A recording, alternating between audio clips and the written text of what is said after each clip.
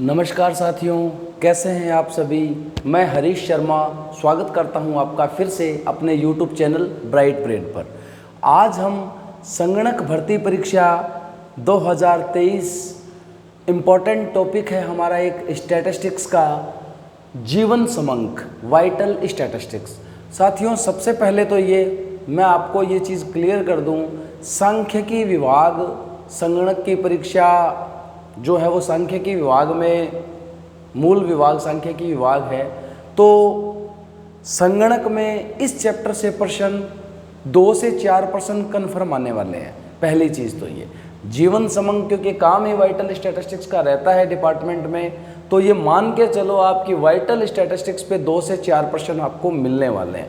तो ये चैप्टर बहुत इम्पोर्टेंट होने वाला है। लेकिन ध्यान देने वाली बात यह है, इस चैप्टर में जो शब्दावली है वो थोड़ी मिलती जुलती है। फॉर्मूले पे कोई ज़्यादा हमें दिमाग नहीं लगाना, बहुत ज़्यादा डीप में नहीं जाना, लेकिन सामान्य जो है उन पे हमें फोकस करना है। तो शुरू करते हैं।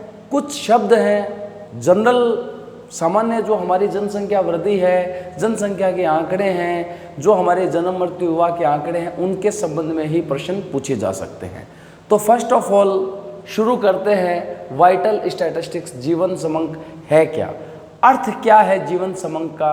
तो देखिए, सबसे पहले हम अगर बात करें कि जीवन समंक होते क्या है, तो जीवन समंक जो है वो जनसंख्या, जो एक क्षेत्र विशेष एरिया जो है, राष्ट्र है, कोई राज्य है, वहाँ जो लोग निवास कर रहे हैं उनके जीवन से संबंधित समंक है, डेटाज है। लेकिन जनसंख्या में और जीवन समंक में बहुत अंतर है, इसलिए मैंने यहाँ सेकंड पे लिखा है जनगणना या जनगणना वर्सेज जीवन समंक। जनगणना एक समय के बिंदु पे की जाती है, 10 साल बाद में की जाती है सामान्यतः इंडिया में हमारे। तो 10 साल बाद में एक पॉइंट पे, जैसे बैलेंस शीट होती है, वो एक तिथि को हमें क्या बताती है, ये बताती है कि क्या स्थिति है व्यवसाय की, वित्तीय स्थिति। तो ठीक उसी प्रकार जनसंख्या हमें 10 साल बाद में जो पॉइंट है, उस समय जिस समय जनगणना की गई है, वो जनगणना ये बताएगी कि आज के दिन ये जनसंख्या है भारत की। तो जनसंख्या एक समय पर बताती है, तो ये स्थिर माप है। क्या है ये? फिक्स, हम बोल सकते हैं स्टैटिक जो है, स्टैटिस्टिक्स नहीं बोल रहा हूँ, स्टैटिक जो स्थितिक है, स्थिर मान है ये। जबकि जीवन समंक जो है वाइटल स्टैटिस्टिक्स, ये डायनामिक है, ये चलचित्र है, ये मोशन पिक्चर है। ये क्लियर, मोशन पिक्चर मतलब चलचित्र गतिमान है।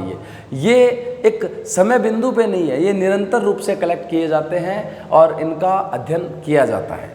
उसके बाद जनगणना समय पर होती है, वो लगातार होते रहते हैं। फिर जनगणना से हमें पता चलता है व्यक्तियों की, लोगों की संख्या का, जबकि जीवन समंक लोगों के जन्म, मरण, विवाह, तलाक, जो उनकी जीवन संबंधी घटनाएं हैं, उनके संबंध में आंकड़े एकत्रित करना है। तो हम बात करें अब जीवन समंक का अर्थ हमें और आराम से समझ में आ जाएगा।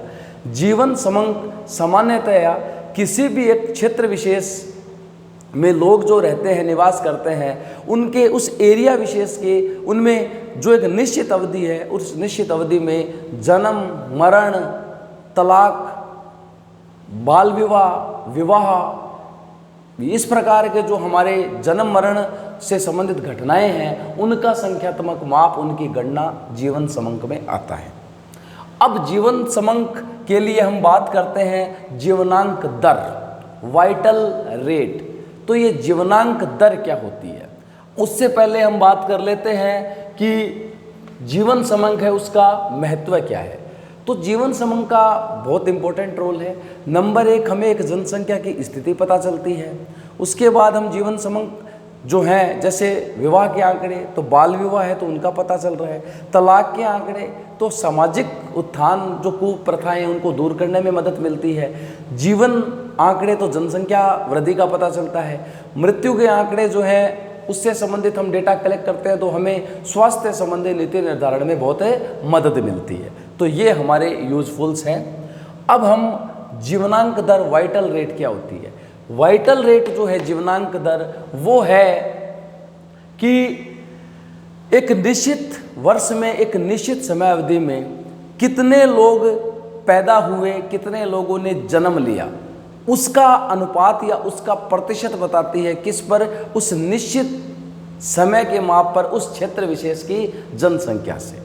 परिभाषा में इसका फॉर्मूला छुपा है, मतलब हम यूँ कह सकते हैं कि एक निश्चित समय, एक वर्ष मान लें, तो एक वर्ष में जो व्यक्ति या जो बच्चे पैदा हुए हैं, जो जन्मे हैं, उनका प्रतिशत किससे, कुल वहाँ जो रह रहे हैं, टोटल पॉपुलेशन उस एरिया की, उसका प्रतिशत है क्या, जो कुल जन्मे हैं उसका प्रतिशत किससे, कुल पॉपुलेशन से, वो है वहाँ की जीवनांक दर, वाइटल रेट।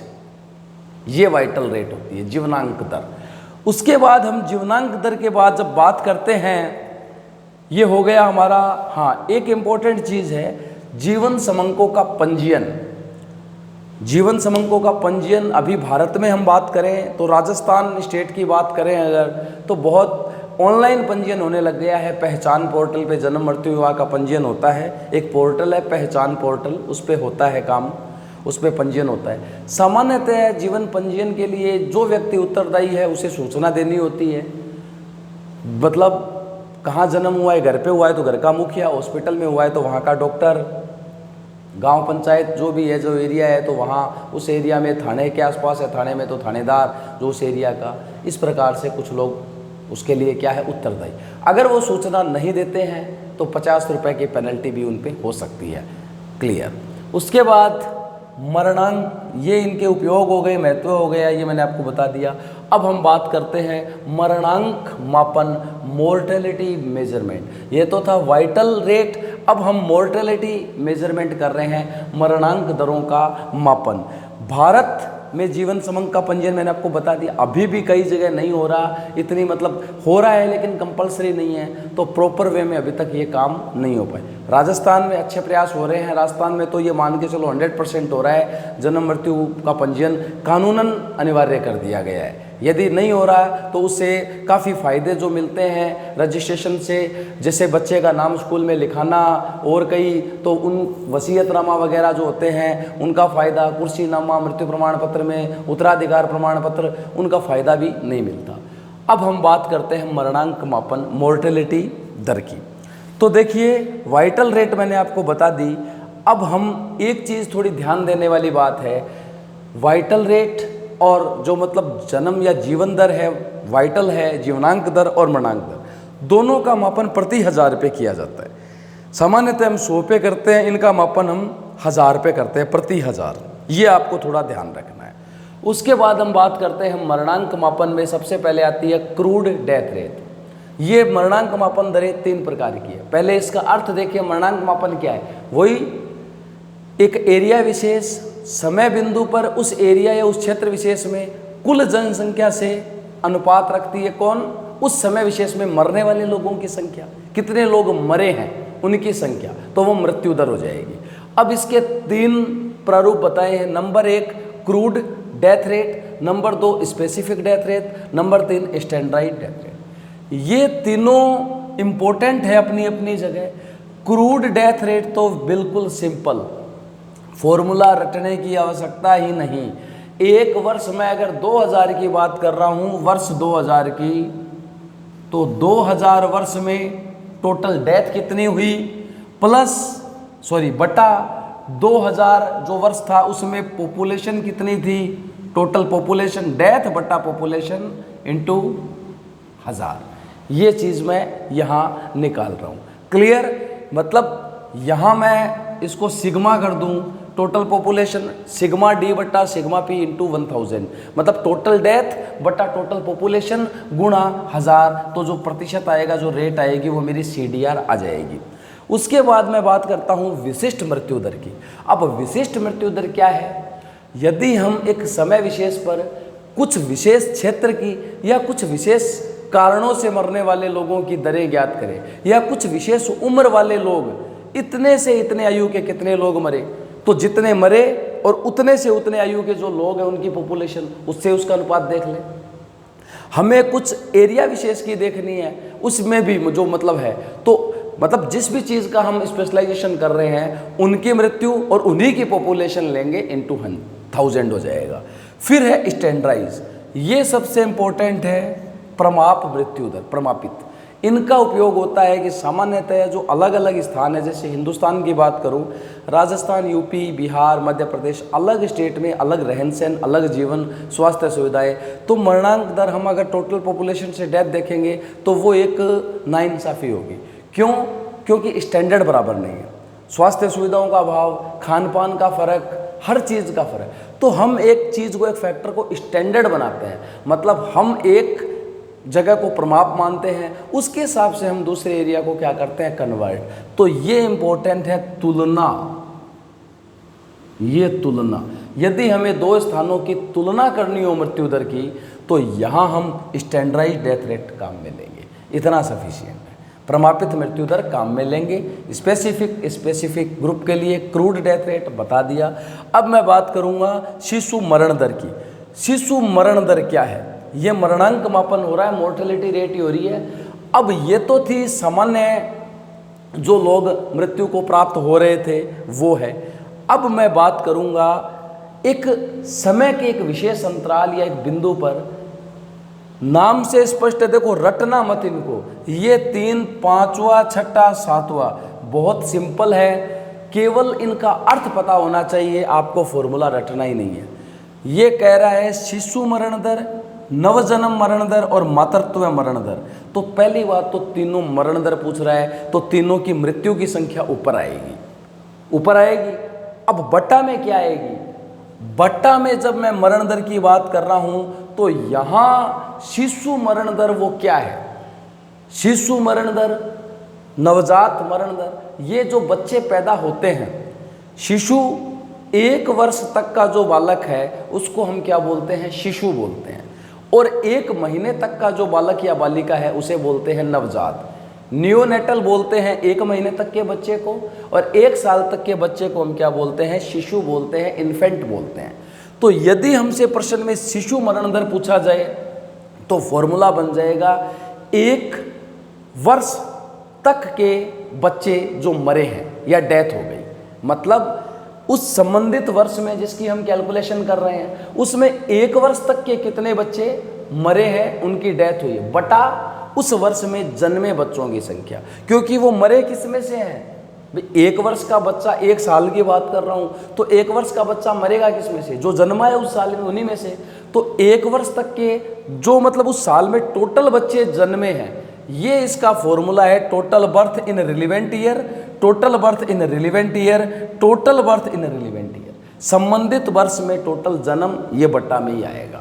अब ऊपर हम अंश में क्या रख देंगे? यदि मुझसे शिशु मरण दर पूछी है, 1 साल तक के जो बच्चे मरे उनकी संख्या, यदि मुझसे नियोनेटल नवजात पूछी है तो 1 महीने तक के बच्चे जो डेथ हुई है उनकी संख्या ऊपर लिख दूंगा। मातृत्व मरण दर अगर पूछ ले तो वही आएगा बट्टा में, तो टोटल बर्थ। ऊपर आएगा जो माताएं बच्चों को पैदा करते समय मर गई है, उनकी डेथ हो गई है, वो संख्या यहां आएगा। नंबर ऑफ डेथ, देखो फिर कह रहा हूं, number of death of 15 to 49 year women's, ये चीज आपको पता होनी चाहिए। मतलब फिर से हम इसको अगर थोड़ा सा और अध्ययन करें, शिशु मरण दर, अब यहां ये चीज प्रतिशत में है तो आप 1000 से मल्टीप्लाई करना तो भूलेंगे नहीं, ये आपको मल्टीप्लाई करना है, तीनों जगह 1000 से गुणा करना है हमें। क्लियर? अब शिशु मरण हो गया, नवजन्म मरण हो गया, मातृत्व मरण दर हो गया। मातृत्व मरण दर जो है वो यही है कि अब इसने फॉर्मूला दिया है कि निश्चित वर्ष में, निश्चित क्षेत्र में प्रजनन आयु की स्त्रियों में शिशु जन्म के कारण हुई कुल मृत्यु संख्या। देखो फिर कह रहा हूं, प्रजनन आयु हमारे भारत में ये माना जाता है कि 15 वर्ष के बाद जो लड़की है वो बच्चे को जन्म दे सकती है, और मैक्सिमम 49 एज तक दे सकती है। एक्सेप्शन है, कम भी हो सकता है, 49 से ज़्यादा भी हो सकता है, सामान्यतः इसको माना गया है। तो इस चैप्टर में हम यही मानेंगे कि 15 से 49 वर्ष की जो लड़की या जो महिला है उसकी डेथ उस संबंधित वर्ष में बच्चे को जन्म देने के कारण हुई है, बटा टोटल उस वर्ष में जन्मे बच्चे इनटू 1000। यही इसने फॉर्मूले में कहा है सूत्र रूप में, मातृत्व मरण दर बराबर निश्चित वर्ष में निश्चित क्षेत्र में प्रजनन आयु की स्त्रियों में शिशु जन्म के कारण। तो यहाँ number of death of 15 to 49 year women तो है, बट किसके कारण? शिशु जन्म। मतलब उन्होंने गर्भ धारण किया है, वो बच्चा जब पैदा हो रहा है, जिस समय वो प्रेग्नेंट है, बच्चे को जन्म दे, उस समय उनकी मृत्यु हो जाती है। डिलीवरी के टाइम मतलब प्रसव काल में उनकी मृत्यु हो जाती है, उनकी संख्या ऊपर आएगी। ये मातृत्व मरण दर, नवजन्म, शिशु मरण दर, इसमें किसी को कोई कन्फ्यूजन है तो पूछ लें। बहुत सिंपल टॉपिक है, कोई ज़्यादा हार्ड नहीं है, केवल समझने का टॉपिक है। तो मैंने आपको बता दिया जीवन समंक का अर्थ, जीवन समंक जनगणना में अंतर, जीवनांक दर, मरणांक मापन, ये स्टैंडर्डाइज स्पेसिफिक क्रूड, शिशु मरण दर, नवजन्म मरण दर और मातृत्व मरण दर। अब हम बात करते हैं उसके बाद जीवन समंक में उर्वरता का मापन, मेजर या मेजरमेंट ऑफ फर्टिलिटी, उर्वरता मापन बहुत इंपॉर्टेंट टॉपिक है ये भी। अभी तक हम बात कर रहे थे जन्म मृत्यु की, केवल जो जन्म रहे हैं, जो मृत्यु है पॉपुलेशन पे हम देख रहे थे, मरने का माप देख लिया हमने बर्थ पर, उनका पॉपुलेशन। अब हम बात करेंगे फर्टिलिटी। देखिए फर्टिलिटी होता है उर्वरता और एक होता है बहुप्रजता, दो अलग अलग शब्द है। बहुप्रजता का मतलब तो है कि एक स्त्री 15 से 49 वर्ष की जो आयु है उसमें अधिकतम कितने बच्चों को जन्म दे सकती है, उसकी कैपेसिटी जन्म देने की। और यहाँ उर्वरता जो है वो वास्तविक संख्या कि एक स्त्री अपने प्रजनन काल में, मतलब जो उसका 15 से 49 साल का जो पीरियड है उसमें वो कितने बच्चों को वास्तव में जन्म देती है, दैट इज फर्टिलिटी। तो फर्टिलिटी और जो आपकी ये उर्वरता और बहुप्रजता दोनों में अंतर है, ये आपको पता होना चाहिए। उसके बाद हम बात करें विभिन्न प्रकार की जो फर्टिलिटी रेट हैं, हमारी उर्वरता दरें हैं। सबसे पहले अशोधित जन्म दर, क्रूड बर्थ रेट, इसको हम CDR लिख देते हैं, sorry CBR, crude birth rate. ये तो सेम वही है जो वाइटल में पढ़ा हमने कि टोटल जन्मे कितने, क्लियर, कितने बच्चे टोटल पैदा हुए, ये हम इस पे बात कर रहे हैं। तो फॉर्मूला है हमारा टोटल जन्मे बच्चों की संख्या एक निश्चित वर्ष में बटा टोटल पॉपुलेशन इनटू 1000। ये चीज़ हमने पढ़ा, वही जो वाइटल उसका था जीवनांक दर का कि टोटल कितने जन्मे उस पॉपुलेशन पे इनटू 1000, ये सेम आ जाएगा अशोधित जन्म दर का। सामान्य उर्वरता, विशिष्ट उर्वरता दर और कुल उर्वरता दर, ये इंपॉर्टेंट है। देखिए सामान्य उर्वरता दर जो है हमारी, उसमें हम यूं बात करें कि सामान्य उर्वरता दर, ये अशोधित जन्म दर जो थी उसमें हमने यहाँ बर्थ लिया, ऊपर क्या लिया, बर्थ, और नीचे पॉपुलेशन ली। जबकि पॉपुलेशन जो है वहाँ उर्वरता का कोई मतलब नहीं है। क्यों? क्योंकि वहाँ टोटल पॉपुलेशन में तो महिलाएं भी हैं और पुरुष भी हैं, जबकि उर्वरता या प्रजनन क्षमता पुरुषों में है या महिलाओं में। कहने का मतलब बच्चे पैदा महिला करेगी, क्लियर। तो वहाँ हमें ध्यान रखना है उर्वरता जो है, यदि हम सामान्य उर्वरता दर की बात करें तो जन्म तो होगा ऊपर तो नंबर ऑफ बर्थ आएगा उस रिलेवेंट ईयर में, total number of birth in relevant year, बटा में क्या आएगा 15 से 49 वर्ष की जो महिलाएं हैं जो कि प्रजनन क्षमता जिनमें है, तो बटा में आएगा सामान्य उर्वरता दर में सिग्मा तो आएगा बर्थ, कोई दिक्कत नहीं है, टोटल जन्मे बच्चों की संख्या, यहाँ आएगा सिग्मा 15 से 49 साल की जो महिलाएं हैं उनकी संख्या हमारी यहाँ इसमें आ जाएगी, क्लियर। ये आपको पता होना चाहिए। तो फॉर्मूला क्या हो जाएगा इसका, सामान्य उर्वरता दर का एक संबंधित वर्ष में इनटू 1000, तो आप जानते ही हैं एक संबंधित वर्ष में कितने बच्चों ने जन्म लिया उनकी टोटल संख्या ऊपर, बटा 15 से 49 साल की जो प्रजनन क्षमता धारक महिलाएं हैं, 15 से 49 साल की महिलाएं, उनका टोटल इनटू 1000। ये हमारा हो गया सामान्य उर्वरता। अब हम बात करते हैं विशिष्ट उर्वरता दर। ये तो है कॉमन सामान्य उर्वरता, 15 से 49 साल की जो महिलाएं हैं। इसी का अलग क्लासिफिकेशन है विशिष्ट उर्वरता दर। ये एक विशेष माप है इसका, विशिष्ट उर्वरता दर। विशेष माप का मतलब मैं इनको अब डिलीट कर रहा हूँ भाई, उसके बाद हम इसको लिख देते हैं तो आप देखेंगे। नेक्स्ट, हाँ देखिए, हम बात करते हैं सामान्य उर्वरता दर की। ये जो था बी पॉइंट, ये हमने डिस्कस किया सिग्मा बी, मतलब उस वर्ष में, संबंधित वर्ष में कितने बच्चे पैदा हुए उनकी संख्या, बटा sigma women's years old in 2000। मान लीजिए 1990 की बात कर रहा हूँ, तो 1990 में कितने बच्चे जन्मे? 1990 में 15 से 49 साल की कितनी महिलाएं थी? इन 2000 हो गई हमारी 1990 की सामान्य उर्वरता दर। विशेष उर्वरता दर या विशिष्ट उर्वरता दर क्या है? यहाँ तो टोटल थी एक तरीके से, मतलब सामान्य दर। अब सामान्य में विशिष्ट उर्वरता दर क्या आएगी? मैं ये कह दूँ 25 से 30 वर्ष की जो महिलाएं हैं या 21 से 25 वर्ष की महिलाएं हैं, इनकी उर्वरता दर बताओ मुझे। एक उस 90 में, 1990 में, ये विशिष्ट उर्वरता दर होगा। कैसे निकलेगा? इसी से फॉर्मूला बन गया। मुझे 25 से 30 वर्ष की महिलाओं की विशिष्ट उर्वरता दर चाहिए, तो 25 से 30 वर्ष की जो महिलाएं हैं उस 1990 वर्ष में, 1990 ही मान लेता हूं मैं, चलो ये 1990 की बात कर रहा हूं मैं, तो 1990 में 25 से 30 वर्ष की जो महिलाएं थी, उन्होंने कितने बच्चों को जन्म दिया? ये तो टोटल बच्चे थे, 15 से 49 जो एज की महिलाएं थी उन्होंने दिया। 25 से 30 वर्ष की महिलाओं ने कितने बच्चों को जन्म दिया? वो सिग्मा बी आ जाएगा उनका। फिर यहाँ 15 से 49 की जगह उस वर्ष में 25 से 30 वर्ष की महिलाएं आ जाएंगी, इन 2000 हो जाएगा। 21 से 25 है तो 21 से 25 वर्ष की महिलाओं के द्वारा जन्मे बच्चे बटा 21 से 25 वर्ष की महिलाएं इन 2000, ये विशिष्ट हो गया। अब कुल उर्वरता दर क्या है?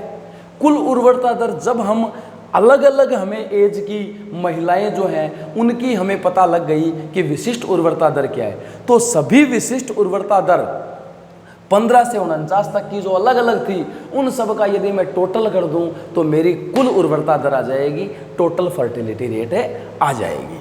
ये चीज़ आपको पता होना चाहिए। क्लियर?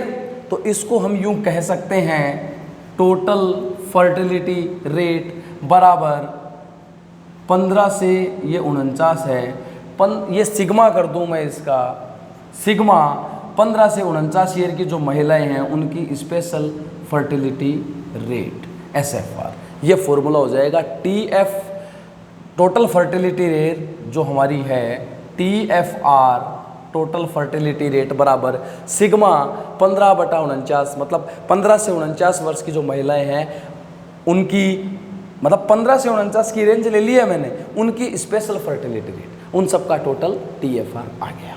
ये है हमारा विशिष्ट उर्वरता दर, कुल उर्वरता दर, सामान्य उर्वरता दर। तो आज हमने जो डिस्कस किया बहुत इंपॉर्टेंट पॉइंट था, आपको समझना चाहिए। इसमें अगर कोई डाउट हो तो आप पूछ सकते हैं। तो चलिए नेक्स्ट एक क्लास हम जीवन संबंध की और करने वाले हैं। ये भाग 1 था हमारा, अब भाग 2 पढ़ेंगे हम नेक्स्ट क्लास में। तो उसमें हम जो बचा हुआ टॉपिक है उसको कवर करेंगे। धन्यवाद साथियों, बने रहिए हमारे साथ। जय हिंद, जय भारत।